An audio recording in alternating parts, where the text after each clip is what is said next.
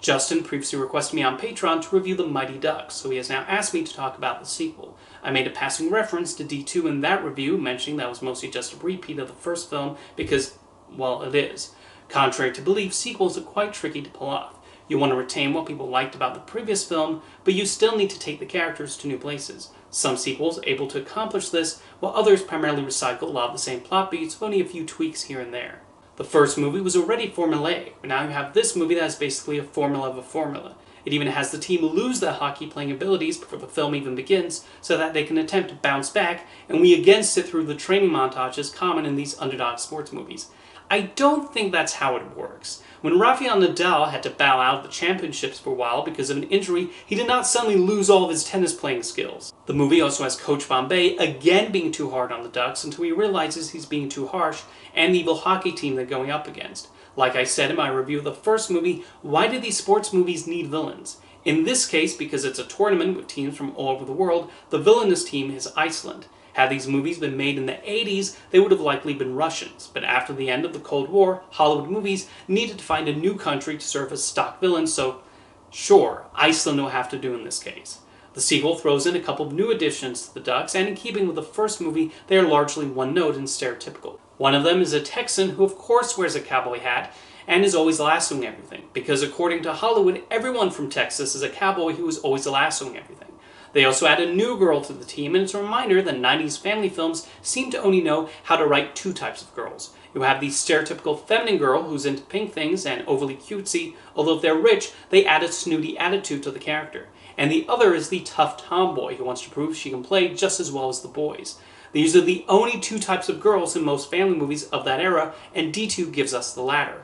I will say it is neat seeing Kenan Thompson make his film debut as a spectator who heckles the Ducks and then later joins the team. Bombay goes through the usual storyline of becoming distracted by his lavish lifestyle and needs to learn to focus more on the team. Again, similar to the arc he had in the first movie. The main thing they do in the sequel to try to take it in a slightly different direction is to have the team go to California, but they don't do particularly interesting things with the concept. There are some hijinks involving a few of the players goofing off in Rodeo Drive, but that's the extent to which they take advantage of the change in location.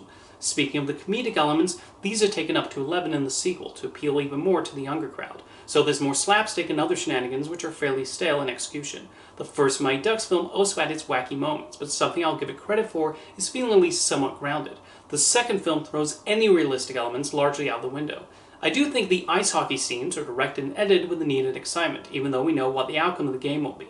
However, as I keep saying, D2 The Mighty Ducks is mostly content to repeat the beats of the first film and does not bring too many new elements to the table. There's a formula to the underdog sports movie, especially the ones produced by Disney, so it's understandable that there would be such a sameness to revisiting the same sports team again.